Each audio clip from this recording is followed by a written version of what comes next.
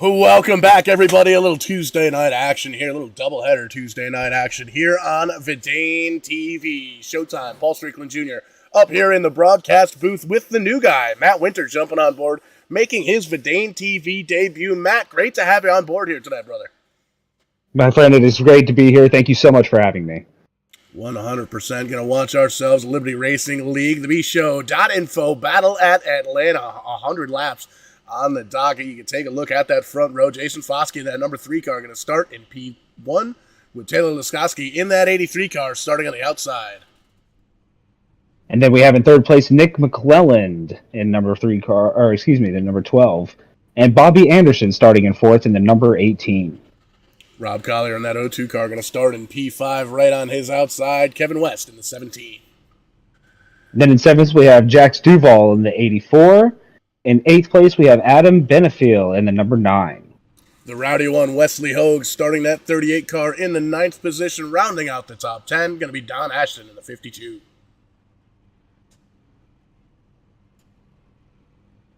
In 11th we have David Overstreet in the 46. And in 12th position this evening is Jared Bolliard in the number 97. 30 drivers making the green flag here tonight. You can see throughout the rest of the field there, Bobby Gibson, Michael Hex, TJ Floyd, Anthony English, Dan Withers, Mark Mann, all these guys very, very fast on the super speedways. A little bit of a different setup here tonight, though, running the next-gen Cup cars here at Atlanta Motor Speedway, the 1.5-mile cookie cutter track. Saw these guys at this track a couple weeks back. Very, very entertaining race. Lots of action all the way through. And I got a feeling we're going to be in for a whole lot of action here tonight at Atlanta. Absolutely, Paul. Racing here at the Super Speedway for 100 laps, running the Super Speedway package might create some incidents this evening. We'll just see who ends up being on top and who stays clean through the melee. Got a couple of cool little sponsored deals on top of it. bshow.info and Doorstop Nation jumping on board with the full series sponsorship all season long. Be sure to check those guys out here tonight. $25 going to the winner, courtesy of bshow.info. And also huntersedgejerky.com. I was checking these guys out earlier here. Man, oh man, am I going to be dropping myself an order. Regular, spicy teriyaki. How about a little Korean barbecue, Carolina barbecue, and Tennessee smoked whiskey. Those are all flavors of this beef jerky. They're jumping on board here tonight. Free bag of jerky to the winner. Hopefully they bring it up to the broadcast booth here for us as well, because that sounds pretty awesome. And we also have to give a shout out to Dr. Race Chaser, Kyle Young himself, jumping on board. He's been doing this race chasing thing for, man, a couple of years now, as long as I've known him, and finally going official. Got a sweet, sexy logo. Be sure to check him out on Twitter, Dr. Feelgood. Yes. Dr. Race Chaser, and also do a quick search over on Facebook, and you'll be able to pull up all Kyle's adventures throughout the racing season. Already in double digits as far as racings go this year. So great to have Kyle on board with the Liberty Racing sponsorship, and always fun to have Kyle on board here with us on Vidane TV. May very well be making a comeback to the booth here coming up in a few weeks' time. We will have to see. But before we get there, we got them all lined up 2x2 here, Matt, getting ready to rock and or roll here at Atlanta Motor Speedway for the bshow.info battle at Atlanta. Yes, sir. Absolutely. We have 3 green-white checkers this evening. Each driver has a fast repair, and the pace car is off. Call it, Paul. Down to the safety at pit road, grabbing himself a corn dog and a Coke. We're going to get some green flag racing. Barney in the flag stand waving that flag. We are racing. Going to get through the gears here before they get down to turn number 1. Still side by side. That 3-car of Foskey down low. 83 Lasowski up top. Side by side, here they go, getting ready to come through turn 2. 12 car in the 18 to get a little closer to their back bumpers, giving a little shove down the back straightaway.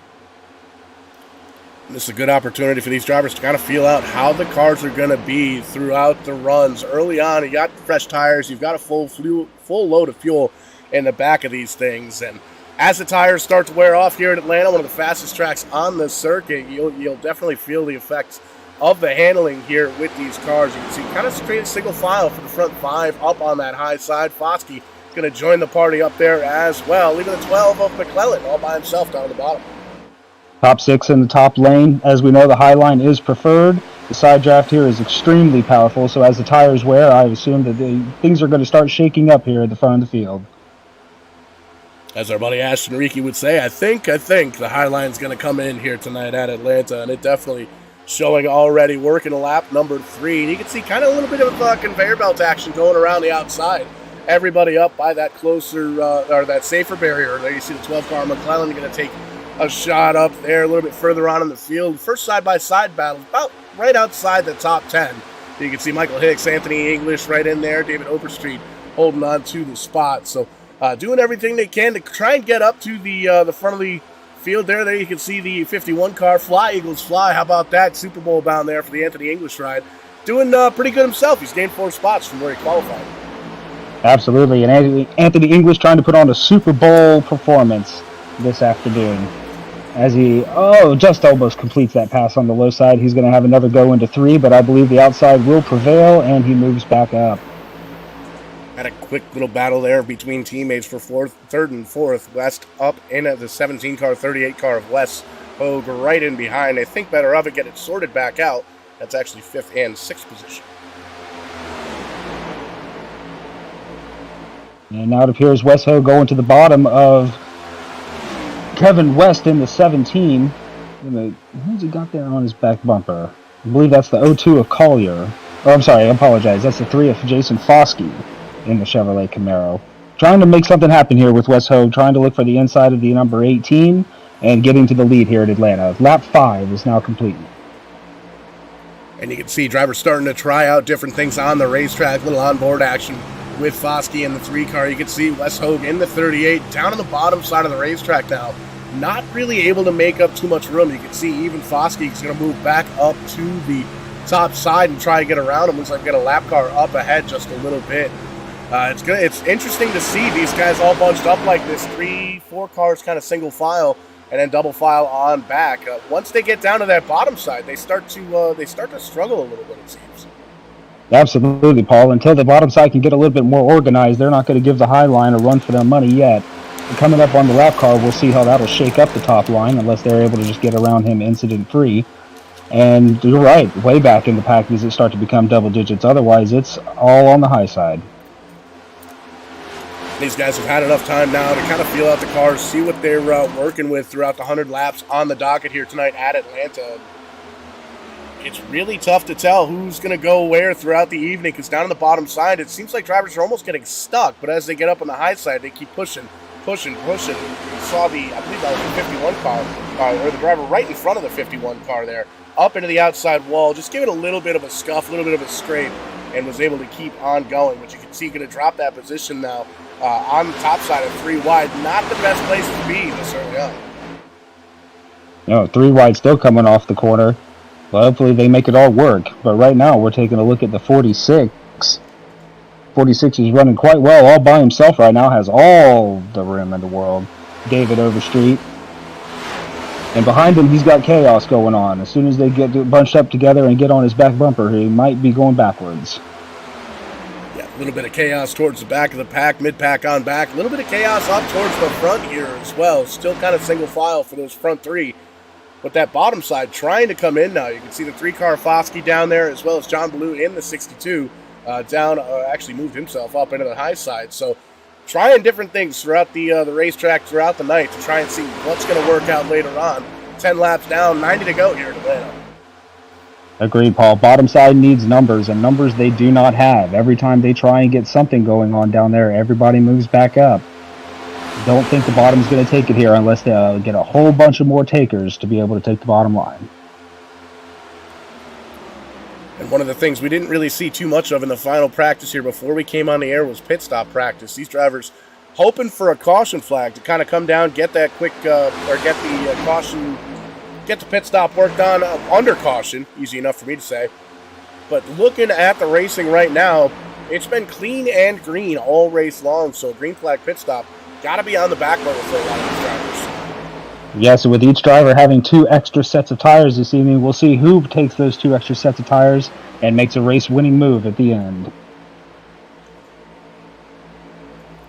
Want to thank everybody again for... Oh, go ahead. No, go ahead. I want to thank everybody again for tuning in here tonight to Vidane TV. A little doubleheader action here tonight. Liberty Racing League Super Speedway Series here at the bshow.info. Battle at Atlanta.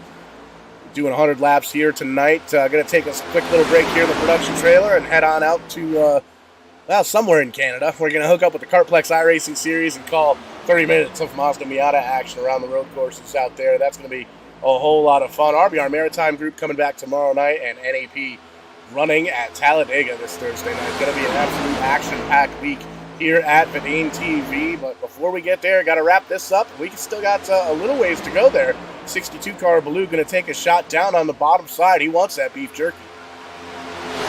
He absolutely does. His mouth is watering right now, also going for the lead of the race, but I don't think he can make it. As soon as they come out of 4, the run from the outside absolutely overtakes him on the outside. Lost 3 positions, now coming up to 4 with the 3 of Jason Foskey getting by him on the outside. He can slide up right here, ooh, and just barely does so.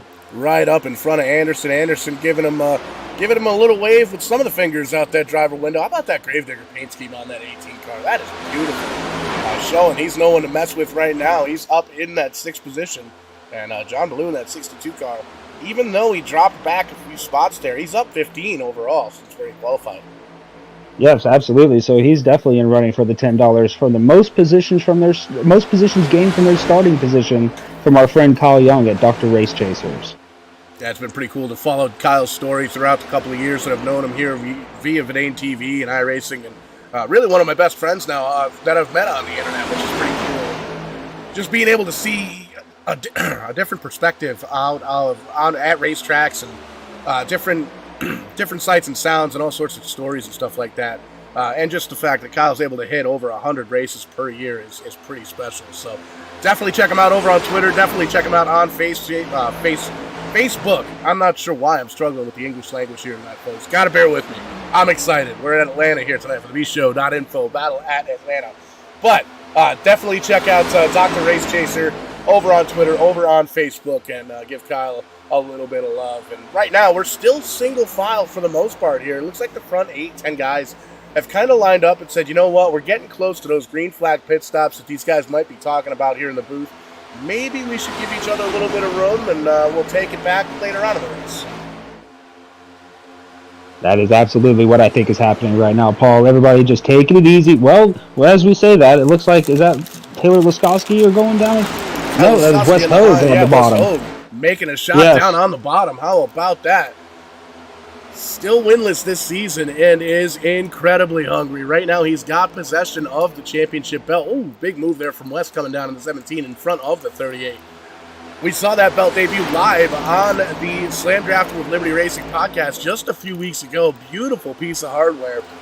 And you can see that little twinkle in the eye of the rowdy one, Wesley Hogue. He wants that belt, but he wants to earn it. Has to get himself a win so he can lock himself into the playoffs and do battle with 16 other drivers here to get the opportunity to be in the Final Four race here, the last race of the season, and duke it out for that championship belt. Shoot over to Facebook if you haven't seen it yet. On the Liberty Racing League Facebook page, you'll be able to get some video and some pictures of that belt. Beautiful piece of hardware. Absolutely, and teammates trying to get together up front. We have Laskowski on the outside, and followed by Foskey, and Taylor going out, Foskey going down to the bottom. They're trying to get the bottom. Bottom looks a lot more organized. They're starting to get some numbers down there. Yeah, you can see Foskey has that dangerous position, kind of leading back and forth between the two lines. You can see this time West is going to take that 17 car an inch ahead just a little bit. But look at the shove there from the 62. Look at that run. He's going to bring the 02 car with him. A Collier up in the bshow.info number 02 up top. And they're going to back up just a little bit. They don't want to get too far ahead, but you can see the 62 just getting right up to the back bumper there of Foskey in that 3 car. And the leader having his teammates on the bottom line of the 17 of Kevin West and the 38 of Wes Hogue. Is he going to stay up in that outside line, or is he going to drop down with his teammates before these pit stops? We don't know yet. We just need to stay tuned and find out. How cool would it be for Ballou in the 62 car? Currently running second, started 22nd on the field, almost dead last in this 30 car field. How about he wins the race, has the most spots gains? He gets the $25 for winning, the $10 for winning the Dr. Race Chaser Hard Charger Award, and he gets himself a bag of beef jerky. How cool is that? That's not too bad for a Tuesday night. Now that is a night's worth of prizes right there. I think I would be happy with that all across the board. Yeah, I'd be happy with the jerky. If the jerky people are out there listening over at Hunter's Edge, Big Paul could use a bag. The booth is hungry. The Are booth you is hungry. listening? Send food. There he is. Look at that. So you talk about beef jerky, and Baloo just takes off like a shot. He's got himself 3 car lengths now over Foskey in that 3 car. He's side by side with the 0-2. Huge run there from the 17 down on the bottom side, but it got the door closed on him by that 0-2 car. But 62 up to the front. Baloo holding on to the lead. The 0-2 for Collier, followed by West behind him, looking for the spot down on the bottom side. Need a little bit of help in the behind there, but they might not be able to make it by the time they come off of turn 4. 62 looks like it's still going to hold the spot off the top. And we're getting further and further on into this run. We cross the stripe here to start lap number 24. Green flag pit stop's going to be in the back of all these drivers' minds. Who's going to be the first driver to try and jump down, maybe take a little bit of an advantage of those fresher tires? Who's going to try and milk it out as long as they can to hold on to that track position? Always questions we see sometimes answered on these green flag stops here for the ATV. Absolutely, Paul. And with this super speedway package we have this evening at Atlanta, you're going to want some draft help when you come off a pit road. So who will come with you when you decide to come pit is also just as vital as when you decide to come pit. 100%. A lot of times we'll see maybe 1-2 big packs kind of peel off together, and then every once in a while you'll get a handful of cars that'll peel off, or maybe one car that's just going to try and chance it and maybe see if it can come out back on track in one of these groups here. But you're absolutely right. Not quite a plate track here with the super speedway here at Atlanta, but drafting is a huge, huge thing with these next-gen cars here at this track. So it's definitely going to mean the world to have a little bit of that drafting help for sure.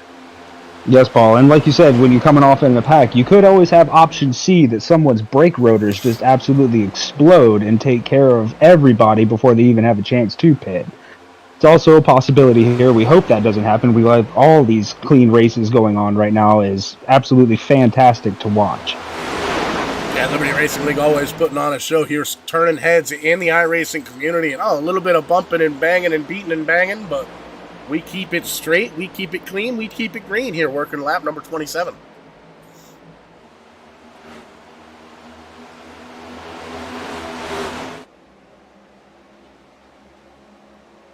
Sifting through the field here. Oh, there's a wreck. Oh, no, the 38 car. And yes. Wes Hogue is in it. Got turned around on the backstretch coming into turn 3. Might have to use that fast repair. Yeah, that's one thing you don't want to use those fast repairs too early. But, man, sometimes you get yourself in a little bit of a predicament. We're going to take a peek here at the U-House Racing Designs instant replay and focus in on that 38 car. About the 4th, maybe 5th car in line up on top. Foskey gets a little bit of a bump there from the 83, moves up. Everything looks okay. Coming out of the corner, though, the 3 and the 38 kind of going for that same piece of real estate. And unfortunately, neither one of those drivers get one. He crushed the guy's goldfish in the 84 car. That's not very nice. But, man, tough break for the 38 car. Definitely going to see him down pit road here at this point and try and get some of that virtual sheet metal banged on. But I think you might be right, Matt. That might be time for that one quick repair. And what a tough thing to have to do, just over quarter distance total to be able to use that fast repair already. To not have that in the bank anymore is a tough, tough situation for Wes Hogue and the 38 Camaro. But everybody out on track giving West a wave. Hey, thanks for the spin. We're going to come down and get some tires as well. Everybody coming down on the lead lap. One car staying out. We'll take a peek and see who that was. But actually it looks like the 54 of David Watt's going to stay out and pit next time by. But everybody coming down pit road. Everybody probably taking 4 tires. And this is going to be interesting because it puts us at a spot. Do you go 25 laps or do you go 33? Because we're on 30 now at this point. Maybe 2 more stops. Maybe 1 more stop. All a bunch of math I don't have to do anymore because I'm not a driver. Paul, I was never good at math. It was never my strength subject. English was, but I can barely speak it nowadays. Right. To be 100% honest, to be 100% honest with you, I would go 33 here. I'd go for a long middle stint. Hopefully, everybody keeps the same level head that we saw in the first round, and possibly keep those extra set of tires for the late cautions that I feel are coming. And that's one of the things we've witnessed here on Verdane TV many a time before. Cautions breeding cautions here. And we've seen it happen here in the Liberty Racing League as well. So it's one of those things you kind of have to gamble on, and it's going to be a 50-50 deal. We could get another long green flag run. We could get 6 cautions here in the next 10 laps. It's really tough to tell. I think once everybody kind of gets some heat in the tires and everybody's ready to rock and roll, the racing gets really, really good here. And even that the first caution flag of the night, a little bit of miscommunication between spotters. It's tough situation, but all in all, racing's been pretty phenomenal here for the bshow.info battle at Atlanta. Absolutely. Everybody watching this broadcast and will be watching this broadcast is going to see some absolutely A-quality product racing right now. These guys were being very, very cautious with one another. They were being very give and take for giving out there. It's a pleasure to see. Absolutely. And want to thank everybody tuning in tonight on Facebook, on Twitch, on YouTube. We're all over the internet here tonight. Be sure to give us a quick like, subscribe, a share. That stuff helps us out more than you can imagine. We appreciate you welcoming us into your homes. And it's a little bit chilly down here in southern New England here, so shoot on over to Verdane.net. Grab yourself a sweatshirt, t-shirt. We got Liberty Racing League, Rent a Race Car, Angry Tree Guy, all sorts of cool stuff over there. Be sure to use promo code LIBERTY at checkout for 10% off. And these drivers are going to heat things up. We're in Hot Atlanta. We're going to take that green flag on lap number 31. It's going to be Baloo and English on that front row.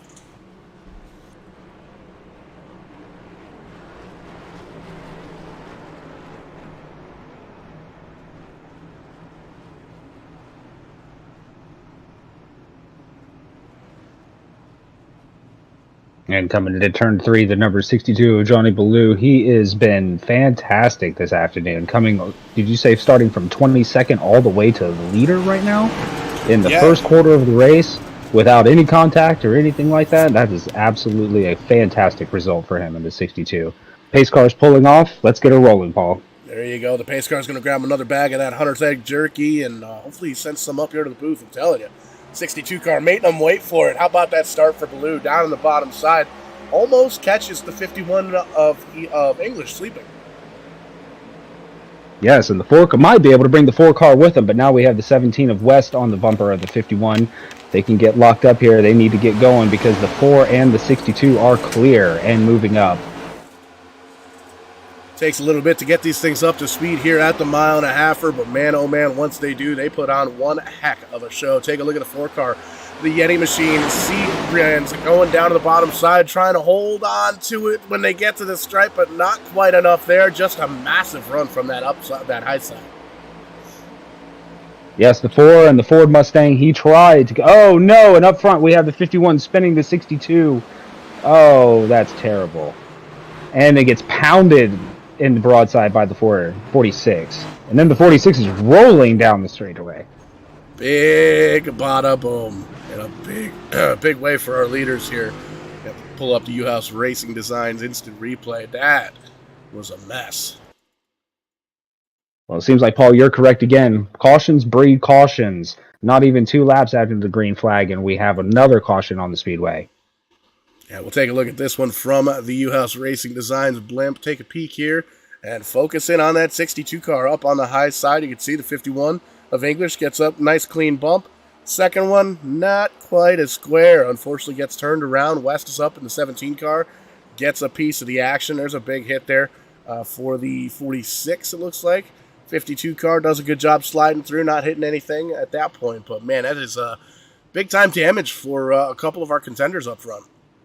And some more fast resets being used here, but the 46 has absolutely nowhere to go with the spinning 62 landing directly in front of them.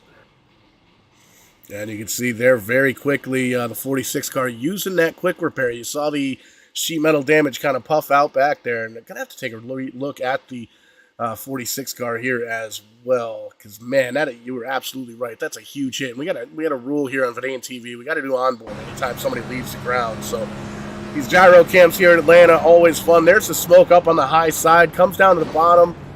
Almost looks like he was ready to get down to the bottom side. And there's the hit from the back. Big hit for the 46. Oh, man, I hope his belts were tight for that one because he went for a tumble. Michael McDowell style. 100%. That's exactly what you don't really want to see here. Luckily, it was in the iRacing world, and everybody is, well, physically okay. Mentally, maybe not.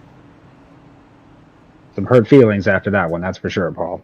Oh, there usually is in the wide world of sim racing.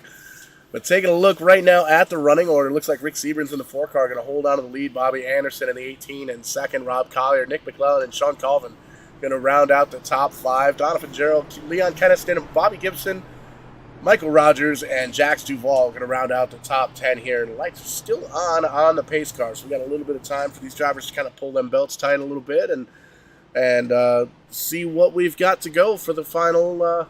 We still got 3/4 of the race to go yet, so there's time to maneuver. Yes, and just like you said, just over third distance here. Bunch of fast resets being used. Nobody has come down for a second set of tires yet. Not surprising considering they stopped about 5 laps ago.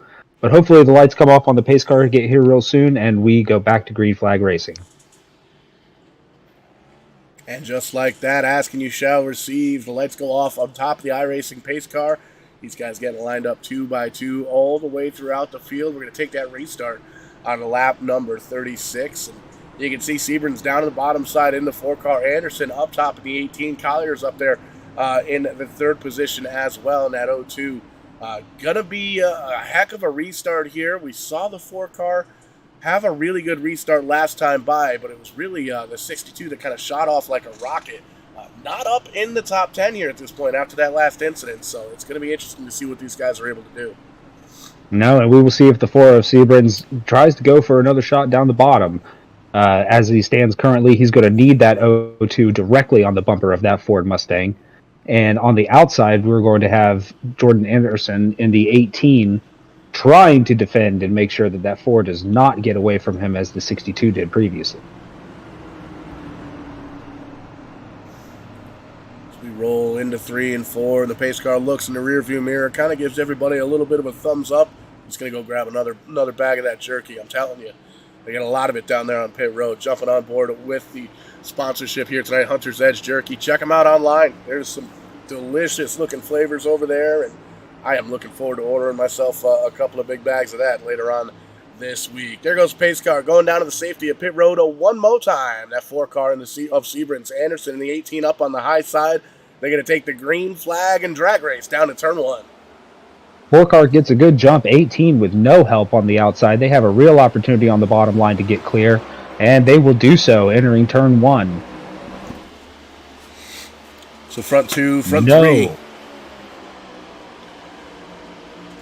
Front 2, front 3 gets sorted out. Single file, it looks like. They get doubled up. Back for about 4th on back. The Mountain Dew car down on the bottom side. The 12 from McClellan up top. And 24 car having a great run as well. Donovan Gerald up 20 spots from where he gained. He'd actually be tied with... Nope, he just took that spot back. There's a couple of guys that are really moving on up. The 23, or the 91 rather, is Sean Calvin. He's up 24 spots. Rick Sebren's is up 20 spots. It's going to be something to keep up with as we get through to see who's going to get that Dr. Race Chaser Hard Charger Award. They really want that $10, don't they, from Dr. Race Chaser? And speaking of, if I can call the caution lights on the pace car, I should be able to call a bag of Hunter's Edge beef jerky up to the booth. Sharp-ish. There you can see front 4 cars kind of driving away just a little bit. Sean Calvin there in the 91 car. Kind of holding the tail, holding the back of it. But everybody on back. Oh, caution flag flies once again. And looks like the 54 car, David Watts, finding himself pointed up in the outside of the racetrack. Not a good look for the 54 car. We'll back up to U-House Racing Design's instant replay and find out what went down. Yeah, so what a shame for the 54 car. He was running well tonight. Hopefully he doesn't have too much damage and doesn't have to use that fast reset and get back up to speed rather promptly. Let's see what happened here. 75 gets a shot from the 9 going down to the bottom. And it looks like just caught up in bad 3-wide action. Definitely the orange car on the bottom came up right in front of him. Not a whole lot that he could do there. And you can see big hits, sheet metal flying all over the place. And that is a tough hit from the 54 machine. You can see it sit down on pit road and try and get some of that damage repaired, it looks like. But man, tough hit for the 54 car for sure. Yes, absolutely. So we'll bunch them up again one more time. I believe all the Hunter's Edge beef jerky goes to you tonight, Paul, because you said cautions were coming with cautions, and they certainly have. After the lap 29 caution, we have had 10 laps of multiples. Yeah, and it's almost like drivers start to kind of lose their focus just a little bit. You can see almost everybody coming down pit road. Rob Collier going to stay out on track. Taylor Lasowski out there, Wes Hogue, Adam Benefield, Kevin West, everybody else coming down pit road here at this point. And it's kind of the part of the race where, yeah, you've been doing your research, you've been watching what these other drivers are doing on track, you've been kind of feeling out the racetrack here yourself, but man, there's so much information to kind of take in, and now you're gonna start seeing some strategies. Maybe guys just topping off, taking 2 tires, getting a little bit of track position, or some guys even staying out on track. We've got the top 5 cars stayed out on track, so getting close to that halfway marker here. It's starting to use the old noodle, and these guys are starting to think a little bit differently. Yes, absolutely. And of course, the 3 out of the top 4 are teammates, and 2 of those were caught up in that first incident of the night. So maybe they took this as their opportunity to gain a little track position back after they lost it early.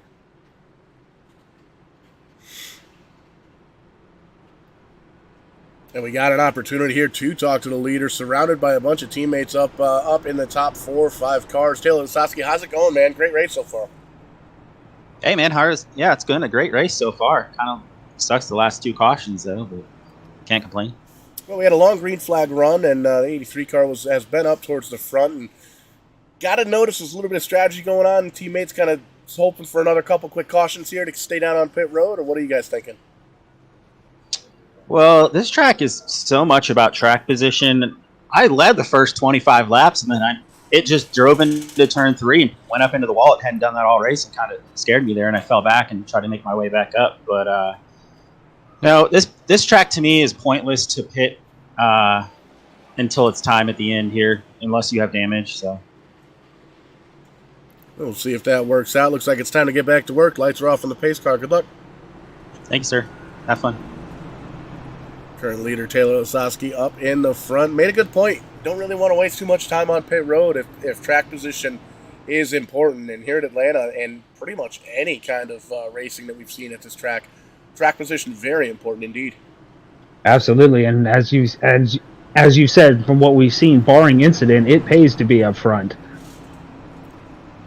Well, it could, and wrecks can happen anywhere, because we did see John Ballou in the 62 get turned out of the lead there early on too. So I don't think anywhere is really safe on track at this point, and I think that's going to be the big thing that's going to be kind of in the back of these drivers' minds as they're going around, knowing that they can kind of control what they're doing, but it's really tough to control what everybody around them is doing.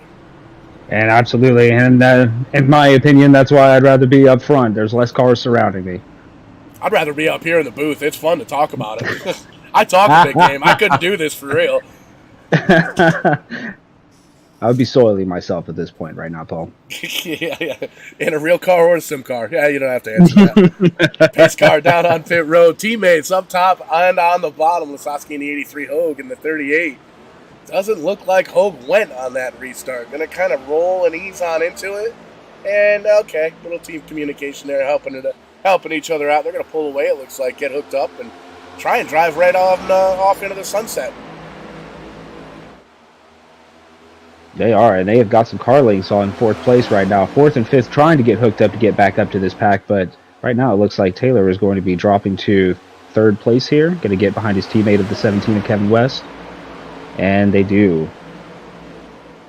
9 cars right on his back bumper, though. Him and the O2 caught up a little bit faster than I thought they would. Now we have the top 6. Looks like they're all going to be at a line. 17 of Kevin West goes on the inside of Wes Hogue. Can he make the move stick? And he does. Slides right up in front of the 38. New leader, 17, Kevin West. And this is the part of the race where a lot of the drivers, a lot of the crew chiefs are really going to be paying attention to what's going on track. Obviously, you want to watch it all race long. But here, now that we had ourselves a little bit of a breakaway up front, those guys were able to kind of try a couple of things. See how long, how far back they can back up, how big of a run, how quickly they can get into a lead, or how quickly they can maybe pass 2 cars down on the inside. That's all going to be going into the virtual notebook up in these drivers, these crew chiefs' brains, and that's going to be stuff that they're going to be thinking about. Where do I make that move? How do I make that move? Who's going to help me out with that? And we really won't know until the last lap. No, and as we are just south of half race distance. It's an excellent time to start figuring that out right now. Hopefully, all of you and your teammates are still in the hunt by the end of it. Now we have stacked back up double file, looks like to at least 8th place or so. And things getting punchy here at the front. Bottom line is starting to get there, but the top line still looks like it's the place to be. And we saw that first long green flag run. These guys went about 35 laps or so on a tank of fuel. Probably add a few more laps in them here as well. So this is going to be something as well that the driver's going to want to focus in on. Yeah, it's a virtual car. Yeah, it's they're a video game, but as you're side by side here around Atlanta Motor Speedway, one of the quickest tracks on the circuit, you're making multiple decisions every single second. It'll wear on you mentally. It'll even wear on you physically if you've got your force feedback cranked up on the steering wheel. And I know the 38 car of Wes Hogue, he races with a virtual reality headset, so he's always looking around and everything like that, and that'll wear on you if you do it for too long. And we see these guys out here doing a heck of a show, putting on a heck of a show. Wes down on the bottom in the 17, and Wes Hogue in the 38 up top. Yes, I've personally tried Wes Hogue's setup, and I felt like I had a fifth of bottle of scotch in me when I was done. It was such a different experience than staring at a monitor. But here it also affects who decided to stay out in that last caution versus who pitted and got a fresh tank of fuel. So hopefully the guys that stay out get another little bit of a break here towards the end of their fuel run and not to get too off strategy here in Atlanta. There you can see a couple of drivers kind of taking a peek down on the low side, but for right now, everybody trying to hold on to their spot up on the high side. You can see Kevin West in the 17 trying to kind of tug that line around, but there's just so much of a room up on the high side as we were lapping up the 38. Yes. Seems like the inside line has lost a little bit of momentum. Outside coming back strong. Outside definitely more organized right now. And I think as we go on and tire wear starts to get a little bit heavier, we're going to see that inside line fade back and fade up to the top to run the high line. And as we also know, the side draft is so extremely powerful here that when you get side by side, it absolutely just kills your momentum going into the corners. And that's another thing too. What if we get ourselves a late race caution? Do you give up track position to get maybe 8-10 laps on a good fresh set of tires? Do you still have tires down on pit road? Lots of things, lots of questions. Don't really have too many answers here for, but we're getting ready to cross the stripe for the halfway marker. Wes Hogue still searching for that first win this season. He's going to lead lap 50. And what an incredible job for Wes Hogue coming all the way back to the front after being involved in that early incident, followed by his teammate number 83, Taylor Laskowski, and Kevin West in the 17. Top three are all alone out there, definitely not having to worry about any threats for the inside line currently. I've known Wes for a very long time. I think if he wins this race, I'm going to tell him I'm not going to interview him unless he gives me his bag of jerky. As we know, Wes Hogue is a Buffalo Bills fan, so I'd be surprised if he's not trying to crash through tables if he wins this race. I've seen him do it. I have seen him do it. Can confirm. Can confirm. Doing a great job here at this point. Kind of lacks up in the front. A lot of the drivers up towards the front know that these guys are teammates, so they're not going to try and make any real squirrely moves this early on. You don't want to show your cards before everything else is dealt, or however poker works. But the 38 car, the 83, and the 17 all working up on that top side, and you can see they're kind of able to pull away just a little bit as they come closer together and they really start to work. So this is more homework for these drivers. They're seeing these three guys do a phenomenal job up on the top side drafting around this track. It might take 4 or 5 cars to try and beat these guys. You were absolutely correct, Paul. That took the words straight out of my mouth. I just wish I could replace them with some Hunter's Edge beef jerky. But yes, these other competitors this afternoon are going to need numbers in order to beat these three teammates. They are looking strong early.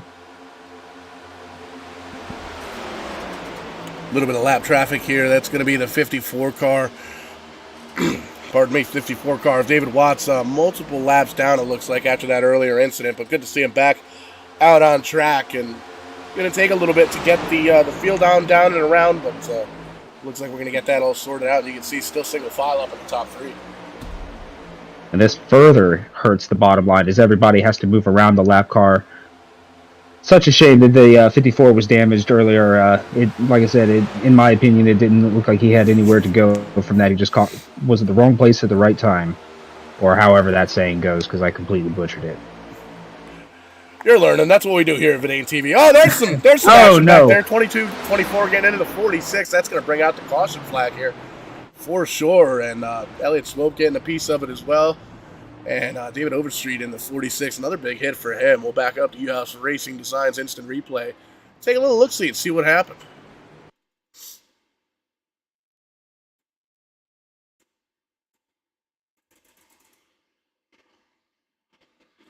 Almost have to take a peek at this one from the blimp. And we'll pull that up. Great that U-House Racing Designs is able to supply us with a blimp. Take a look at the 24 car, kind of running that mid-groove right there. In that Mountain Dew scheme. A little bit of contact, it looks like, with McClellan in the 12, and then comes into the 46. A little three-wide action there at that point. Man, big hit there as well. But doesn't look like it's anything really detrimental to that car, which is definitely good news. Definitely some dings and dents on there. May have already used that quick repair for Overstreet in the 46, but giving these guys another opportunity to come down and maybe work on some sheet metal and top off that fuel. Yeah, as we see the leaders coming down for another pit stop, not too surprising there. But yes, you're absolutely right. 46 car took a massive hit in the back. Hopefully he has enough to where he can either fix his damage enough to where he can be somewhat competitive or ride around out there if he has not used his fast repair. A couple of drivers going for strategy as those pit stops are mighty quick. Must be 2 tires or fuel only. Yeah, I saw a couple of fuel only, saw a couple of 2 tires, tried to keep up with them, couldn't. There's a lot of different strategies out on track right now. And, oh, by the way, we had ourselves a fella stay out on track to lead a couple of laps in that 9 car. Adam Benefield is going to inherit the lead. You can see the 54 car going to be the recipient of the free pass. That'll put him back to 2 laps down, it looks like, for the 54 machine. So a little bit of war of attrition here for a couple of these drivers, but still entertaining racing here in Atlanta. Always putting on a good show. And as you so rightly pointed out, the number 9 said, well, I can't pass the 3 teammates on the track. I'm going to have to do them when they pit. Chose a different strategy to stay out. We'll see how well that works for him.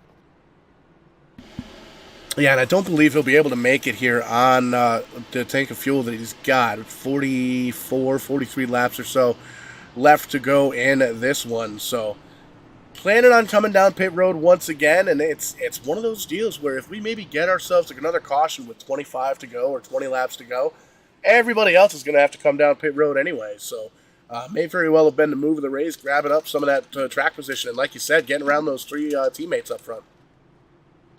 Absolutely correct, Paul. You are 100% correct. This might be the race-winning move. Bold strategy called by the number 9. Definitely going to be hoping for a late caution in this segment, but if he gets it, that will be the checkered flag, I think. It must have been in Wes's pre-race notes here to you. Tell Paul he's right at least 3 times a race. Doing a great job, kid. Oh yeah. It was literally note 3. Yeah. Having Wes a blast doing up his here. best to.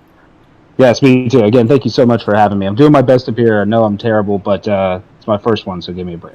You're doing great. Doing a fantastic job. Having fun up here in the production trailer. And these guys are putting on one heck of a show here for us on a Tuesday night. Liberty Racing League's bshow.info battle at Atlanta. About 40 so laps or so to go in this one. Going to take us a quick little break and shoot on over to the Carplex iRacing Series later on tonight. 10:15 green flag there. 10:30 p.m. Eastern green flag.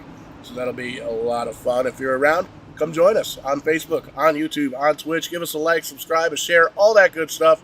Let your friends and family know you're watching a little bit of entertaining iRacing on a Tuesday night. So we got the 9 down on the bottom of Benefield. Stayed out on track. Hogue with, I believe, 2 tires. We're coming to the green flag here, Matt.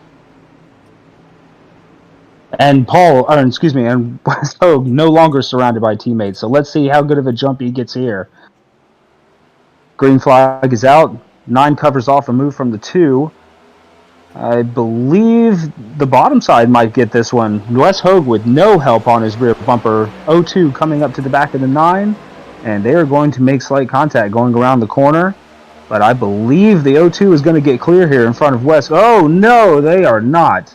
Classic commentator's curse. 02 comes up into the 38, and we have another melee. Another caution. Big caution. Yeah, and you can hear drivers not happy down there, stuck with the throttles, trying to get everything sorted out and pointed in the right direction. That is a tough break. And once again, the wreck started up towards the front, so it's not really anywhere being safe here at this racetrack. Nope, clearly I am not the man to be listened to. We'll take a look at it. It was almost kind of a wonky restart. We won't go, well, I guess we will because it's right there. Take a look at this U-House Racing Designs blimp replay. And you can see it's the top side just didn't seem to really go in unison. And it kind of jumbled everybody up here getting into 1 and 2. And then you can see focus in up front. The 02 was going to try and slide up in front of Hogue, and I don't think he knew Hogue was there. He got up into him, and then you can see a couple of drivers down on the bottom side there as well, just trying to avoid calamity, but finding a little bit more calamity there. So a bunch more cars here, maybe 10 or 12 of them or so, getting some more damage. Everybody going to the inside to try and miss the wreck, and the wreck came to them. Back on pit road, we have the number 9, so maybe it is a little too early for that gamble to play out. If he pits here, that's going to undo the advantage that he just had by pitting. I don't know if I would have done that. I would have stayed out. It was so soon. If you've made your bed, you've made your bed. Honestly, it doesn't look like he's going to fare off too badly. Only 3 cars staying out on track. How about that? Going to rejoin the field in 7th for the 9 car. That's a pretty good gamble, I would say. Yeah, that's a net gain. Net gain of 1. And the only reason I know that is because the thing told me. So, good call there for Benefield. A couple of drivers staying out on track. The 933 Leon Keniston, he's going to inherit the lead. 84 Jax Duval. We got the Goldfish back up in front. Elliott Swope, Jarrett Bulliard, and Michael Carpenter all staying out on track here. The first car off pit road going to be Taylor Lasowski in that 83. Adam Benefield right in behind him. TJ Floyd, Nick McClellan, and Sean Colvin going to be the top 10.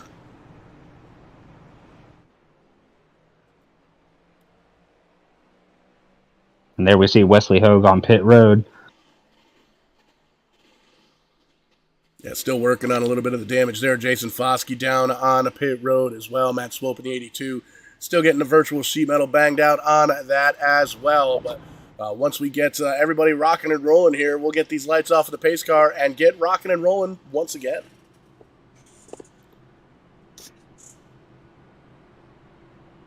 What's going on, Paul? I figured I'd give your voice a little bit of a break now that my car is more broken than our economy.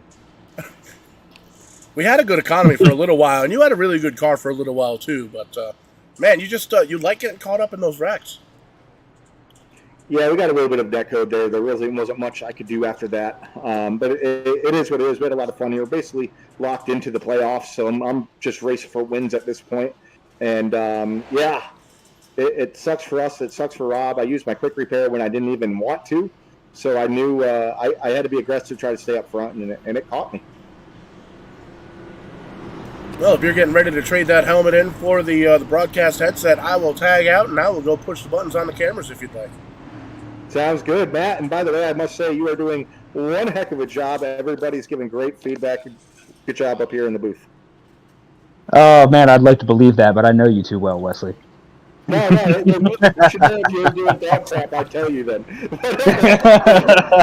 Yeah, you're doing a heck of a job. But just a little bit of feedback from inside the car. About 15, 20 laps to a run, these tires really start to go. There's a lot of guys that only have a set left. There's some guys that only have a half set left. So it's going to be interesting to see the strategy here, Matt. Absolutely, Wes. Such a shame that you were caught up in such an early incident that had to use your quick repair, because after that you were flying with your teammates in the top 3. All 3 of you guys just could do what you wanted will to the pack. They could not pass you whatsoever. Yeah, it sucks, but it's always next week. We are locked into the playoffs basically by points, so as long as I make it every week, so we're good to go. As looks like we're going back green. Definitely keep an eye on that 833. The 833 doesn't have the best tires out there, so it's going to be interesting to see how this goes for him. Going into 1 and 2, they're still keeping it pretty tight, try to control that side draft. Inside line here with the numbers, Wes. 933 of Keniston trying to make those old tires work as he fades back out to the outside. Everybody trying to make the bottom line work, going 3 wide, 3 rows back. Yeah, 3 wide's not a comfortable place to be, especially where it looks like the 84 of Jax Duval Crawl was there. He was able to get to that bottom line, but if you want to make up spots, it's going to have to happen on that top side. Unfortunately, there's just nothing happening on the bottom, as you see here, as these guys just sweep and swerve trying to get to that top lane. But if you get enough on the bottom, you get a little bit of run, then it finally stalls out, and we see the battle for the lead. 42 coming to the rescue of the fourth place car right now. Fourth place car trying to make it work on the inside of Taylor Laskowski. But the bottom just does not have the momentum to do anything about the top tonight, Wes. The top side is king. It doesn't matter. It is super hard to get a solid run there in the bottom. You can try, you can get it going for a moment, but it will eventually die off. You just hope when it does, you get to where you're trying to get. As you see, though, TJ Floyd really trying to keep the momentum there as Leon up front, holding steady there in that top position. But I'm giving these guys on the bottom a lot of credit here. They're holding it pretty strong. The guys here on the top, they need to start pinching them a little bit more. But then again, if you pinch them, you run into that problem of getting a little bit of net code like I got, and you run that risk as well.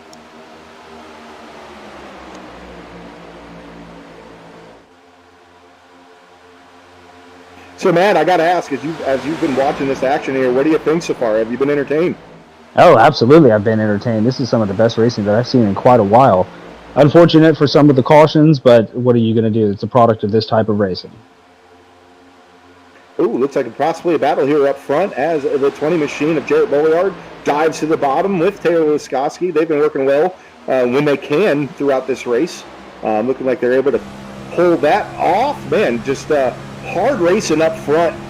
Really hard racing up front right now. That was a power move by the 20, and luckily he had Laskowski right on his back bumper to make that work. They drove right around the 933 of Keniston. Maybe those old tires are starting to come into play. Taylor won this race earlier this season, the first time we visited here with an incident-free race.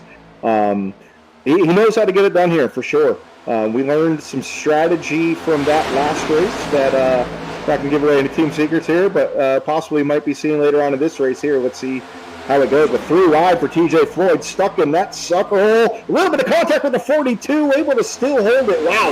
Damage burden there. That slowed down the 42 big time, though. He's going to let TJ back in. That was some good driving there. Big heads-up play. But we spoke to Taylor Laskowski under caution, and you're right. He said that he had a little something up his sleeve planned for later, so I'm assuming your teammates have caught wind of that. It's a shame that you can't be a part of it right now, but the 20 and the 83 are definitely class of the field right now. For sure. NTO4 Racing, I'll tell you what, we've got the super speedway stuff down packed. There's still some really fast guys out there, like Rob Collier, that unfortunately got caught up with that can keep up with us, as well as a majority of this pack. The 62 of John Ballou trying to work his way through. But again, hard racing, still a lot of time to go. Everybody, at least we think everybody may have at least one more stop in them. I definitely expect to see most of the field come down pit road if we do get a caution. Certainly, if we see the yellow scarf waving, we will know that they will be coming down pit road here in Atlanta.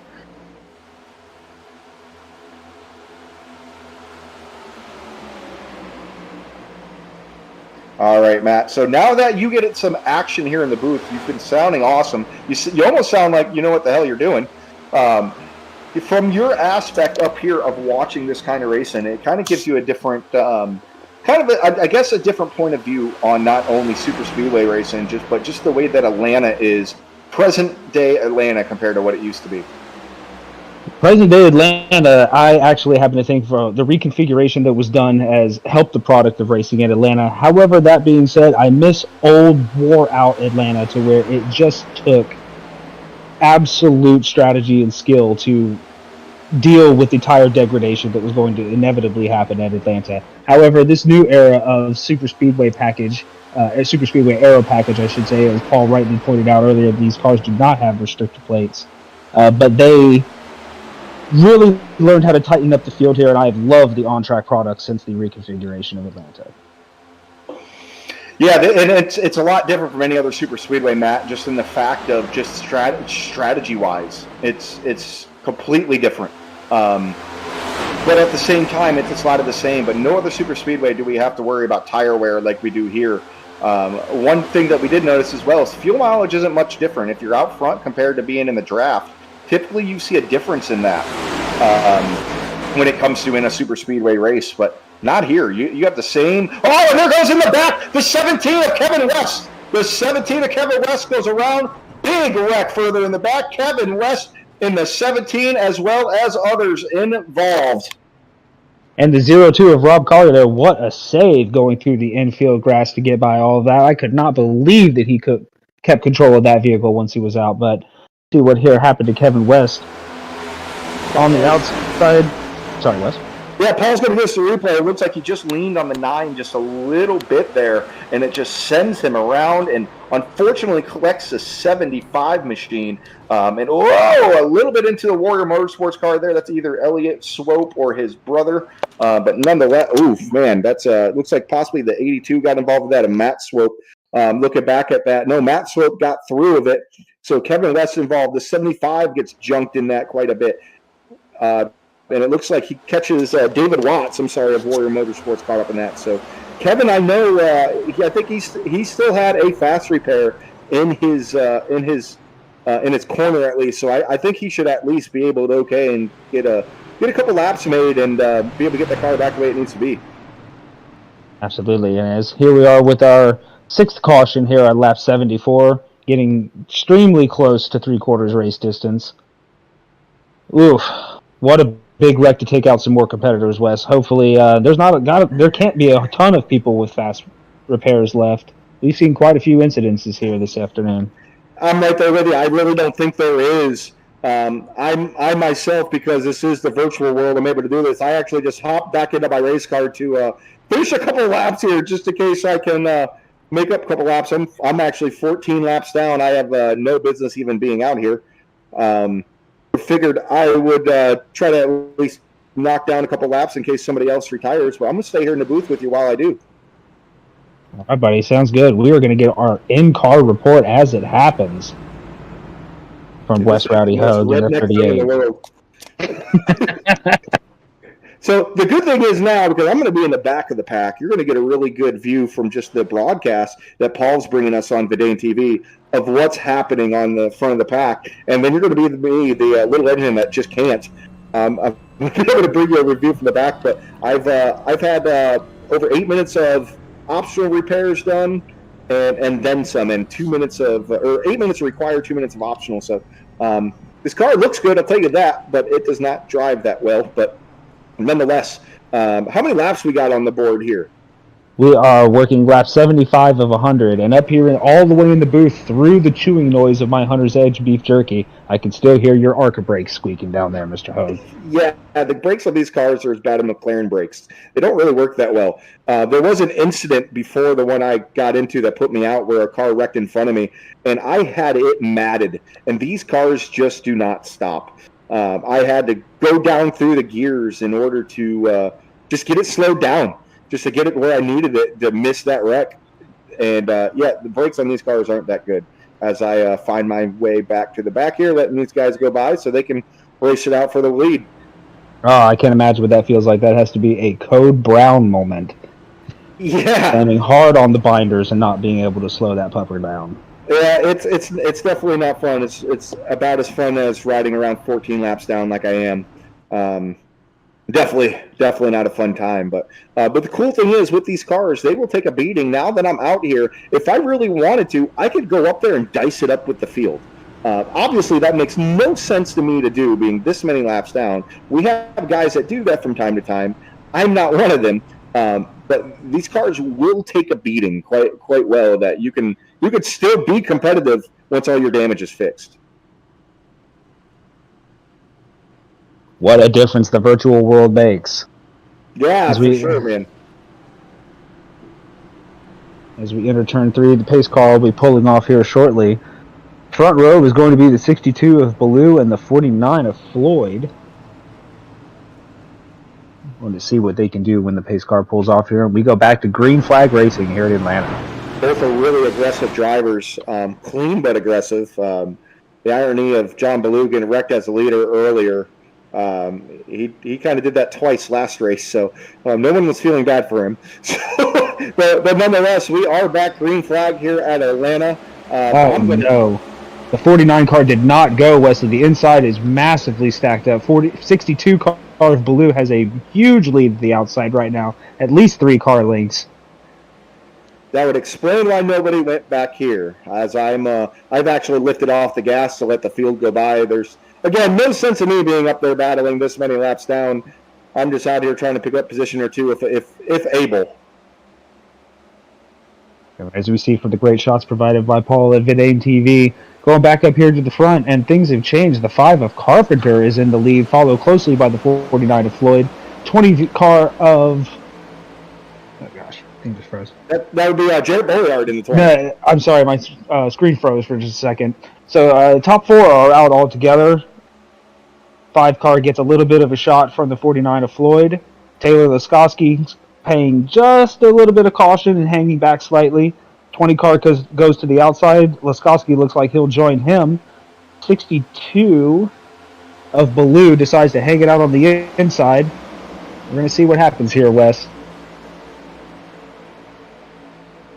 Watching from the back here, it's I'm glad I'm not up there trying to rock and roll with those boys, because I'll tell you what, it's brewing, Matt. It is brewing's not. I don't even know if brewing's the word for it. It's definitely cooking. It's going to happen. It's just it's not if, it's when. And just looking at my laps here, being 14 down, once I get to a point where I know I can't make up. Oh, they're wrecking in the back. Wrecking in the back. They saved it. Still wrecking in the back. Big wreck in the back. We got cars all over the place back here. Woo! Still green. It looks like Don Ashton in the 52 is involved, as well as that might not be Don. Oh, Kevin West is involved. That was actually Kevin West, Don Ashton, and Adam Benefield in the 9 involved in that one. We are still green flag racing here at the front. Carpenter followed by Floyd, and the 97 of Bolyard is now in 3rd place on the inside line. 20 car trying to make some real estate on the outside. He's getting there slowly but surely. Needs a little bit more help from that 83 of Laskowski. I apologize. I thought the caution came out there. I was off the gas and everything, like the caution flew. Apologize for that miscommunication. 3 cars flying all over the place. Very surprised the caution didn't fly. But here at Liberty Racing League, we don't throw any manual cautions unless it's a absolute emergency. So if the caution of the flyer, it's blame the people that create iRacing at that point. And as we can come back to see, we see the 9 car on pit road, back to the front. 62 car of John Ballou is definitely making some hay on that outside. He is alongside the 49 of Floyd right now. 20 car with a huge shot to the bumper of Ballou. Might get him past the 5 of Carpenter here on the outside. They are neck and neck in the middle of turn 3, coming off at turn 4. Jarrett Bolliard's another one of those drivers, Matt, that is a very aggressive driver. He's not afraid to put his nose where possibly it doesn't belong. Sometimes that creates an incident. Sometimes he gets the job done. He is an old Vidane racing champion. He brought home the WWE-style championship belt a couple years ago, and that's what all these guys are racing for this season, is that championship belt that the winner gets at the end of all 16 races. So Jarrett knows what it takes, but he basically lives by the sword and dies by the sword. And how cool is that championship belt prize at the end of the season? That's pretty darn awesome. Couldn't think of a title more I'd want to win, except an actual race, of course. Absolutely. That's something that we like to be pretty unique here, to give these guys something different to race for. And that's what we do. So, but nonetheless, out rocking and rolling around here around Atlanta. Feel free to call the action here, Matt, because all I got is overcast skies and clear track back here. 62 back to the lead. 20 car thought about going with him, but decided better of it. Went to the inside. They are neck and neck coming across the start-finish line. 16 laps to go. 20 car might be making a move here on the inside of the 62. Trying to bring the 5 car Carpenter with him. Laskowski behind Ballou on the outside. Looks like the outside, as we've seen tonight, is just that much faster. It absolutely prevails over the inside line if they get a hint of lost momentum. Oh man, the intensity is picking up top here. They are weaving all over the place coming through the tri-oval. This package is really weird as well, Matt. There were times when I was out front and Taylor was asking me if my car was damaged when it was pristine, because he would be all over my bumper.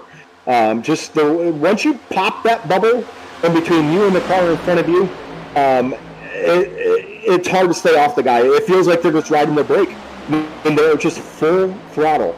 So you'll see that as well. If you see them suddenly pushing each other but not going anywhere, that's why. And we are 3 wide coming through the trioval right now. Bottom side is the 49 of Floyd. Number 5 of Carpenter stuck in the middle right now, looking for a spot to get up. He might be able to squeeze behind the 51 here. Not quite as we are. Still 3 wide, and finally gets a little bit of a nudge to come up to the top. Ooh, that was tight there, Wes. There was a possibility of all of those cars going straight to the wall. This wall will suck you right in as well. So still, even though it's getting down in the nitty-gritty, Matt, you got to be respectful of the drivers around you. You got to worry about the give and take. And as long as you do that, you're going to keep that respect going. But with 2 to go, you never know what happens. And also, as a rule in this league, this red line is like the yellow line at super speedways. You cannot go under it until turn 4 last lap. It is game on. That line, no matter exists. If you want to go under that line, you can. And that's a good rule to have. NASCAR needs to adopt that absolutely pronto. But as you said, man, you got to have some respect here at the end of the laps, because to finish first you must finish. The 62 is still at the point. Followed closely behind is the 46 of Overstreet. 4 car trying to make a move on the outside to come with them. Looks like the top 5 is going to be clear, and second place of Overstreet dips down below the 62. Going to bring the 4, the Ford Mustang, sponsored by Yeti, behind him, trying to get by. The outside line, even Singular, is giving these 2 a run for their money. What's our lap count right here, Matt? We are at 11 to go currently. All right, looks like the most that I'm going to be able to pick up myself is 1 more position, as that is just in 4 laps. So I'm going to make another quick 4 laps around here, and then I'll hustle my way and teleport back to the booth and call the rest of this action. But man, this is when it's going to get interesting, Matt. When you got a racetrack that's only 1 lane. Cross the line with 10 laps to go. Top 5 are in a league all of their own, all on the high side. Things are getting a little bit crazy out front. People trying different things, seeing what's going to work for later on, putting that knowledge in their memory banks. Number 83 of Laskowski is just playing it cool right now in second place. Happy to hang out there until that last lap. The 4 is trying to go on the inside. I don't believe he's going to have enough room to squeeze up there. Better not take care of that. That's going to be a huge wreck at the front of the pack, but that is avoided. Yep. I just looked at my mirror and see those dots getting bigger as well. So I may abort this mission a little sooner than what I thought I would, but let's see if I can find a way to let these guys by without blocking the field. Yep, we just took a look at you, Wes, on Vinane TV, and you have a hornet's nest barreling down on you right now. Definitely going to be catching you by, I'd say, turn 1. They are 2 wide and pretty tight, so they're going to be breaking up to go around you here shortly. Yeah, I think I'm going to do the smart thing here, and I'm going to, poop. I got to lift on the apron here and just kind of let everybody know. I'm literally not racing for anything. The smart thing here is just get out of everybody's way. So 62 of Blue says, thank you for that little bit of a draft. Things were getting a little crazy behind me. Taylor Laskowski. I'm sorry, Wes, go ahead. No sense of making that any worse. Nope, Wes does the smart thing here. I know it's extremely difficult for everyone listening to believe, but plays the smart move here, gets out of the way. Now going to come join me and my bag of my bag of beef jerky here up at the top of the booth. 62 is still the leader of this race at 7 to go. The 4 and the 83, if they have anything to say about that, they need to get together. Oh, and we have a huge wreck on the front stretch. Looks like we had a car pound the wall. They saved it. I don't know. At least from my angle, he pounded it with the right front. That suspension is in the glove box at this point in time. Yeah, that car does not look like it's going to be in good shape. I'm actually going to park it now. I could stay out, pick up 1 more position, but I'll be honest with you, I want to get up in that booth, call this race with you, and chew on some beef jerky. Absolutely. Hunter's Edge beef jerky is waiting for you, my friend. 62, 4, and 83, still your top 3. Coming to 4 to go. I apologize, 5 to go. It had already changed. Oh, and in fourth position, we have the 51 with that Fly Eagles Fly paint scheme, trying to get himself a Super Bowl performance this evening, but not if the 62 and 83 have anything to say about that. It's going to be a challenge here to get around Baloo. You have to have partner. You have to have a teammate. You have to have somebody go with you on that bottom. As Taylor is trying to figure out a way as we get the 4 to go, he's hoping that 4 goes with him. He's trying to make a move. Here comes Collier in that 0-2, Matt, trying to do it all by himself on the bottom. With no help, that is going to be a tall order. 83 staying solid with the number 4 here of Seabrins. And 4 dips down to the bottom. Can they make it work? Is this a little bit too soon, Wes? Oh, side job! Side job! Oh, how did he pull that off? 62 trying to cross over on the inside here. Oh, what a move by the 4 of Seabrins. I don't know if the 62 is going to be able to clear him here as that 4 with 3 to go. One heck of a move on John Baloo. Now it's the 83 and the 4 in the Catbird's feet. Here comes the 50. There goes the 83. There he goes. He makes the cut underneath the 4. Can he make it stick? He's not clear. He's still not clear. He's going to try to clear himself. He's in the middle of 3. He leaves it all. He's coming. Big back for the lead. Big back for the lead. Jimmy Collier taking the lead. We will have a green-white checkered, but there goes the field. The 83 of Taylor Laskowski taking out the field, leading it in a 3-wide position. 3 wide off of turn 4 did not work that time, Wesley. No quarter given by the 3 competitors. And as predictable, they wound up in the outside wall.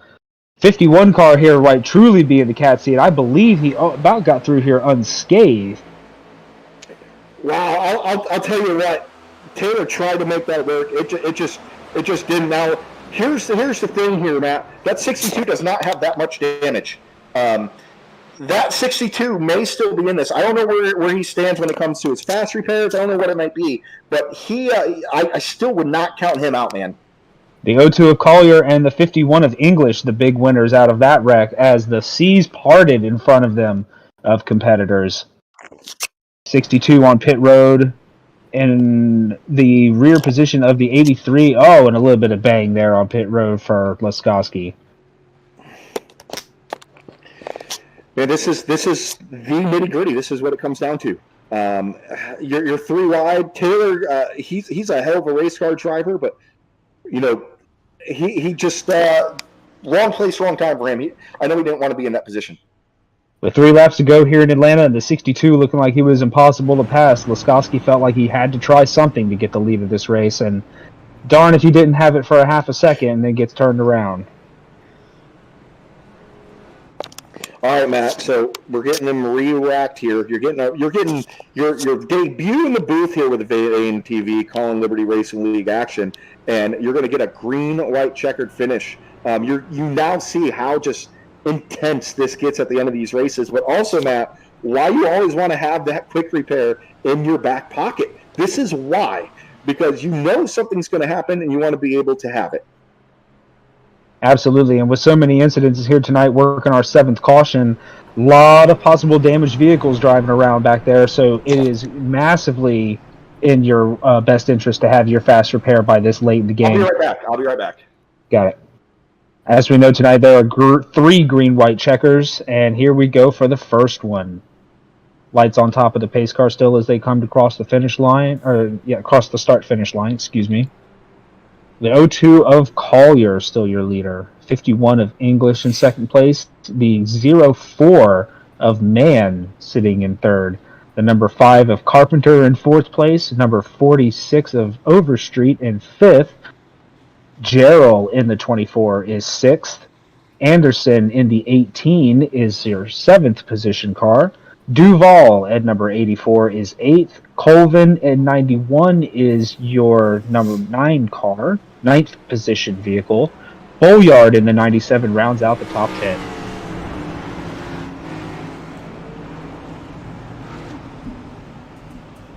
Things getting spicy down there at the Big Red Trailer already. Rowdy Wesley Ho going to take care of some race official business. Getting ready to line them back up. Already lined back up 2x2 all the way through.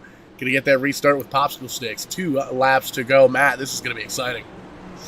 Paul, good to hear your voice again. Hopefully, these guys can keep it clean for this green-white checker, and we'll see what will happen. They are entering turn 3 behind the pace car, and it will be pulling off shortly to get this incredible race underway. Taking a peek at the timing All and right. scoring. 18 cars on the lead lap. Anybody's ball game. Wes is back in. Tag out. Hot tag. So we're a little bit of administration help there to get the lineup correctly, but here we go. The green flag is about to drop. This is the one attempt of 3 of green white checkers that. Oh, and the 51 spins the tires. Rocket on the start. Oh boy. The 51 absolutely destroyed the rear tires there coming to the green. Might have gotten a little bit of help from is that the 5? No, I apologize. Oh, man. Spun the tires and then got run over from the back. Not something that we don't see that often, but unfortunate for the 51. Caution here again at Atlanta, going for our second attempt out of 3 at green-white checker this afternoon. As we hear the 04 of Man comes up to the 51. 51 spins the tires, and Man has nowhere to go. Gets right into the back of him, turns him in front of the entire pack. Look at that. Just cars all over the triangle. Man, that was crazy. It just shows you again, Matt, about tires. Tires matter here. Just having some worn tires on a restart caused that. Tires here so important. Pace car comes to collect the field once again, and we will give it another shot after a re-rack. Unfortunate for the front 2. Worn tires, always going to cause havoc late in the race. Yeah, it's unfortunate seeing this happen because the last time we were here, we had one heck of a race. One heck of a race. A very, very clean finish. If I remember correctly, we didn't even need a green light checkered. It actually ended after a green flag stop. So this sucks to see this, but it's not like anything on purpose happened there. Just one driver just spun the tires, and that's what you get. But a lot of frustration in the race chat with drivers. A lot of overall frustration, unfortunately. Worn tires and going hard on the loud pedal. Almost a recipe for disaster, and it was here at the front of the field on your first green-white checker attempt of 3 this afternoon. 8th caution of the day. We will try and give him another shot here, Wes. Maybe the 02 of Collier and the 04 of Man. We'll see who can outdo who into turn 1. Look at Taylor Laskowski all the way back to 4th. Not too bad after being involved in that wreck in the lead 2 cautions ago. Not at all, Matt. And I'll tell you what, my money's on Rob Collier. Rob Collier is an absolute beast. He has 2 wins already this season. He knows how to get it done. Rob is just one of those drivers that he's quick. He knows how to get to the front, stay in the front. Unfortunately, he's in that incident with me earlier, so I'm not sure if he has a fast repair or not. I think that's the second incident he was in. So this should be interesting. This should be interesting. Interesting is the word of the night. The 02 of Collier on the outside, 04 of Man on the inside. Wes, I am bow tied till I die, so it doesn't matter to me as long as a bow tie ends up in victory lane tonight.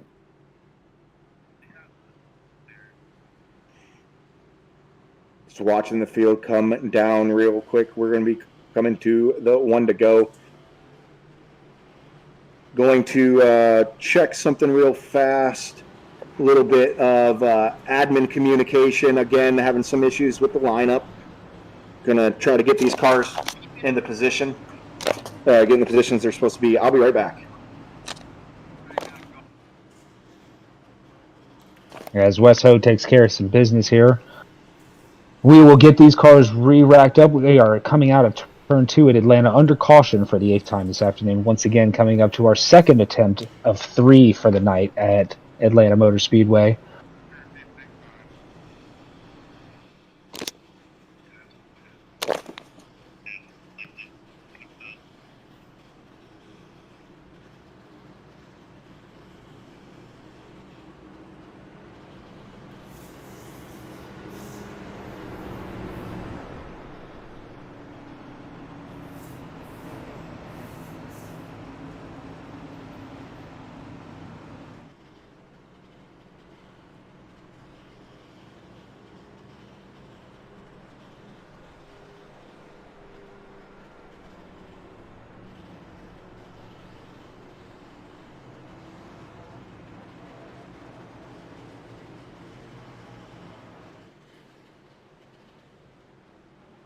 The lights back on the pace car here as we get the running order squared away by Mr. Wes Hogue. Cannot wait to see the end of this race. It has been absolutely outstanding to sit here and watch these guys put on this event tonight. Cannot thank our sponsors enough for allowing us to be able to put it on. Hunter's Edge Beef Jerky and Dr. Race Chasers this afternoon.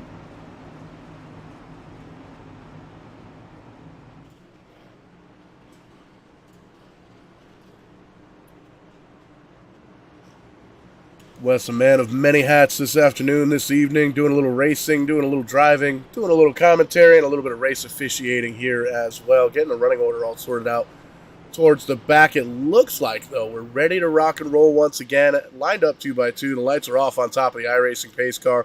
Want to thank everybody for tuning in here tonight on YouTube, on Twitch, on Facebook, and want to thank any new viewers we might have picked up after NASCAR's Twitch stream got pulled down for a TOS violation. So welcome any new viewers that may have jumped on here with us. Oh, that's funny. Yeah, sorry about that. There was a drop issue with the lineup. And I'll tell you what right now, Matt and Paul, the big issue right now is fuel mileage. I had to add an extra lap to the cautions for these guys to get lined up properly, and that may have hurt some of these guys when it comes to fuel. So we shall see. If it did, sometimes that's just the name of the game.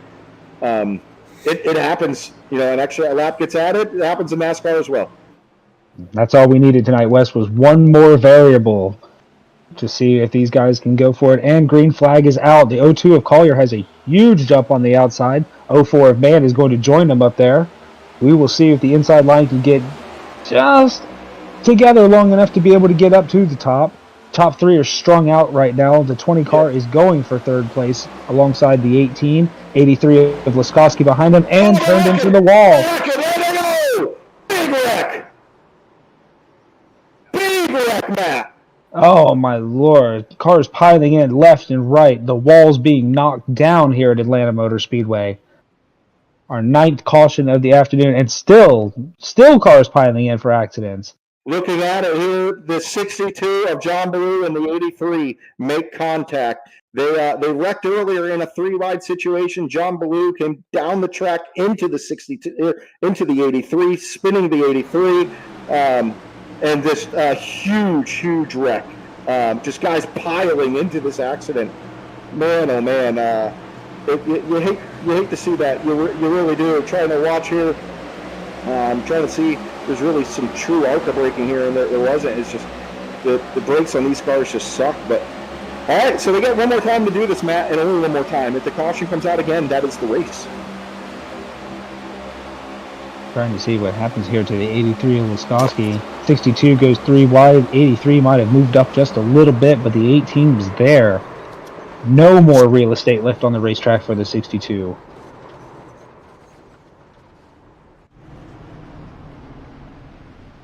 And as you said, Wesley, this will be our third and final attempt at a green-white checker. Hopefully we can get a good, clean restart here for at least a lap and be able to watch this race finish under green.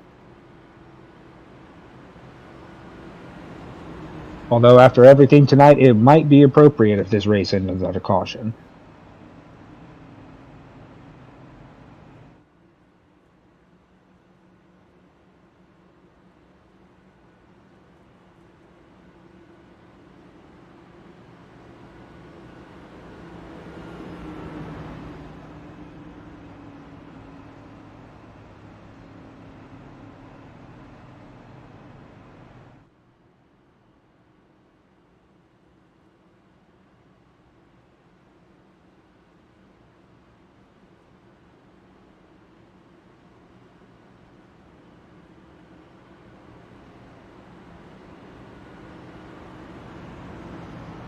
As Wes Hogue takes care of some administrative duties for our final green-white checker of the night, we'll run through your top 10. In first position, the 02 of Rob Collier. Second position, the 97 of Boyard. In third position, Leon Keniston in the 933. Fourth position, Nathan Brown in the 35 Chevrolet Camaro. In 5th position, we have TJ Floyd from New Bern, North Carolina, with the God Bless America Support Our Veterans paint scheme this evening. In 6th place, Michael Carpenter in the number 5. In 7th position, we have David Overstreet in the number 46. And Brian Skidmore in the number 75. 9th place, we have the 04 of 04 of Mark Mann. And in 10th place, we have the 42 of Elliot Swope. And that is your top 10 for this afternoon. We'll see if it stays the same coming out to our 3rd green-white checker of the night. Lights off on top of the pace car. We should be able to see another start here very shortly and end it tonight at Atlanta. All right, I am back here. We are going green here. This will be it. When the flag flies, that is it. So let's see what happens if we can make it around to the white, or if the caution's going to fly again. It's just getting too overzealous too quickly.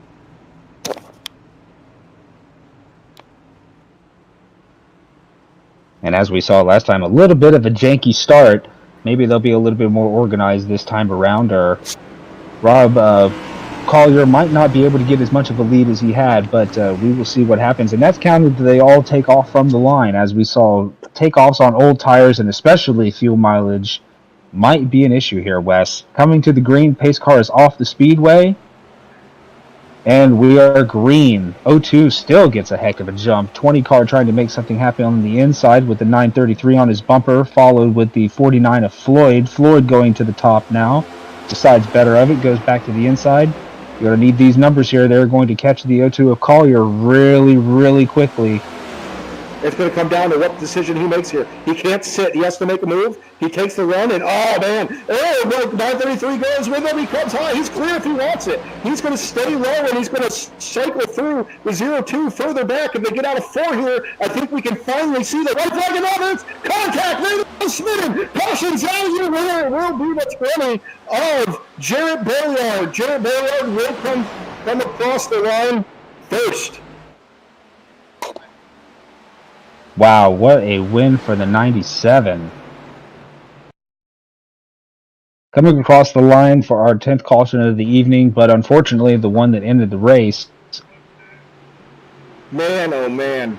So your top 3 is going to end up being Jarrett Bailliard, Leon Kingston, and TJ Floyd. TJ Floyd. Top 3 will be coming to the Discord. What a race. Hey Matt, well you kind of got just thrown into the fire here tonight. Did you have fun? Yeah, I had a great time. I was a little bit lost for words at times due to inexperience, but I had a great time. Thank you guys so much for making me feel welcome and for giving me the opportunity here tonight. And thank you so much to everyone who puts on this event. It was absolutely great racing to watch. Unfortunate for some of the time of the cautions, but at the same time, very entertaining to watch. Paul, how did you do? Paul's getting the beef jerky out of his teeth. Yeah, I was getting beef jerky out of my teeth. Did a great job. Great, awesome to have you on board here, Matt. You definitely got that it factor. Would love to have you back up here in the booth on a Tuesday night. Thank you so much, Paul. I'll be happy anytime that you need me, my friend. I hope you get better well. Well, don't take off just yet. We got to take a minute or two to talk to these top 3 finishers here. Wes is trying to get them all round up on the down on pit road there. But, man, great race here tonight. Taking a peek at the finishing order for the bshow.info battle at Atlanta. You can see Bulliard, Keniston, and Floyd, the top 3. Going to talk to them cats here momentarily. Collier and Overstreet going to round out the top 5. Michael Carpenter, Mike Main, Elliot Swope, Anthony English, and Nathan Brown, the top 10. What a top 3. Not the top 3 that I would have expected from the beginning of this race, but they were definitely the ones that kept their nose clean all the way till the end and made it count.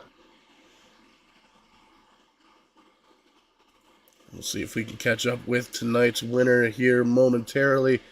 Trying to kind of get everybody lined up and ready to rock and roll. And we're down here with tonight's winner, trying to get himself locked into the playoff. Already locked in with a win, I think, earlier this season. Trying to be the only guy that's going to walk around with 2, count them 2, of those championship belts. Jared Bulliard coming home with the win here tonight. Great finish there. Awesome run. Heck yeah, I guess I got a little lucky that the caution came out there before we hit the start finish. I don't know if it would have went as well for me if it hadn't, but I kind of screwed up a little bit with that block, but I definitely wanted the top, so I'll take it any way we can get it. Kind of took the answer to the question right out of my mouth. Coming into tonight, did you have any sort of strategy getting into it other than just pretty much attack that top side? This is really the only place where you really can't win from any place on the track.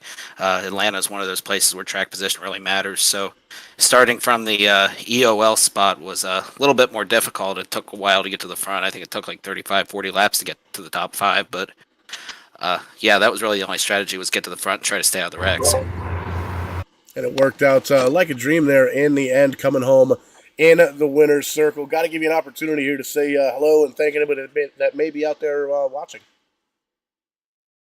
Yeah, thanks to all my teammates. I'm glad I got to see them in Florida this week. Other than that, I think that's about it. Thanks to bshow and Kyle Young for putting up all the money on his Dr. Race Chaser page. Yeah, and we'll have to double check. Congratulations, Jared, on the win. Looking good for the playoffs coming up here in just a couple of weeks' time. And I think we'll have to double check. The second place driver gained 18 points. Nope, Michael Carpenter looks like he gained 21 spots on the night. So it looks like he's going to be getting that 10 extra bucks from Dr. Race Chaser himself, Kyle Young. Very cool to have Kyle on board. Check him out over on Twitter and on Facebook. But Matt, I think you've caught up with our second place finisher, the 933, Mr. Leon Keniston. Take it away. Leon, what a second place finish tonight. It looked like you had quite a bit of adversity in front of you going on, but you kept your nose clean and you were able to pull out an absolutely stupendous second place. Was fuel mileage ever an issue with all those green-white checkers at the end?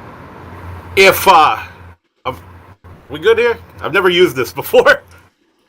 Yeah, yep, we got you. You're loud and clear. All right, cool. Yeah, no, I stayed out there with about 40 to go there, and I thought I could save some. I thought we were going to have some cautions, and I think it would have been okay, but I got caught up in that wreck with a few to go. I thought I had it passed, and that ended up. I came in, I took fuel. I had 4 tires at the end. I was able to use everything, and of course, fuel mileage wasn't an issue at that point. I could just go. That is awesome. Well, you took those 4 tires and that fresh load of fuel, and you made the best of it, finishing second place here tonight. I don't know what that does for you for your point situation, but that's got to feel good after the calamity that was going on in the closing laps. Oh yeah, definitely. I got to get a win in this thing. I want to get in the playoffs. This is the first league I've ever been a part of with iRacing. I like super speedway racing, so I wanted to win. I thought I had an opportunity there at the end, but I was going to push to 97. We've worked together before at other tracks. I don't have any teammates. I don't know if he does or not. So I was just going to push him. And when the white flag came out, I swung low. I think if the caution had come out maybe a microsecond later, I'd had to win. But congratulations to him, and thank you to bshow.info and the Dr. Race Chaser there, putting up the money. I'd love to have got that beef jerky. I mean, come on! You put food in front of a fat man. That's all the motivation I needed.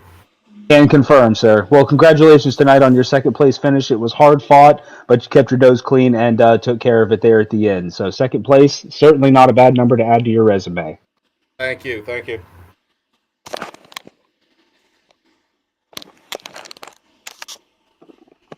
And just a little bit further on down pit road, catching up with our third place finisher, the 49 car. Double digits gained, 12 spots gained from where he qualified. TJ Floyd coming home with a podium finish. Great run here tonight, TJ. Appreciate it, guys. How you doing? Doing well. Had a crazy race, long green flag run up in the front. Couple of cautions kind of peppered in throughout the second half of the race. Did you come in with any kind of strategy coming into this one?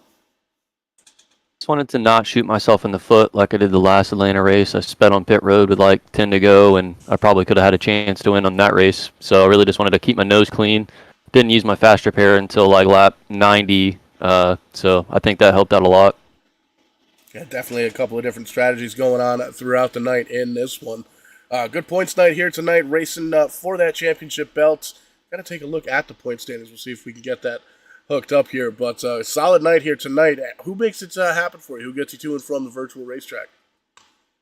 My wife, I got a 2-week-old at home right now, and she's taking care of a screaming baby downstairs. So she's very supportive. Let me come up here for an hour and a half, 2 hours on a Tuesday night while she takes care of a screaming baby. So I really appreciate her. All the sponsors, bshow.info. We got Wes. I know he's got a crapshoot sometimes in the booth and has some crappy luck, but he's locked in. So appreciate him putting this on and you guys for broadcasting. So it's a good time. Try to have a good time. Get a little frustrated out there sometimes, but at the end of the day, it's just a sim. Just here to have fun. 100%. Just outside the top 16 starting tonight, so looking good heading into the playoffs coming up here in a couple of weeks' time. We'll let you take care of your business. Congratulations, third place run here, TJ. Great run. Appreciate it, guys. You have a good night. And Wes, that pretty much wraps things up here. One heck of a show. How about a little feedback for your boy Matt? Yeah, man, that was a blast. I asked Matt to do the job because I know Matt has his racing knowledge and he speaks the English language fluently, which basically qualifies you for the position. And I know he would be pretty good at the job. So, man, I was listening to the broadcast throughout the race. Hell of a job, Matt. Thank you for stepping up as well. As Paul said, you all are always welcome in the booth to hang out, have some fun with us. Just a little break from reality if we're able to give it to you. Well, thank you guys so much for having me. Again, it was such a pleasure to be with the Vidane Racing TV or Vidane TV racing coverage. I could not have asked for better cohorts tonight because I definitely leaned on Paul and his knowledge and enthusiasm, which I was sorely lacking there in the beginning. But it was an absolute great time being here. Congratulations to the competitors, and what a race to watch. Be tuning in for more. Speaking of tuning in for more, we're going to take ourselves a quick break here, about 45 minutes or so, and then we're coming right back here live for the Carplex iRacing Series. We'll catch you on the flip side, and when we do, we are going to be doing it live.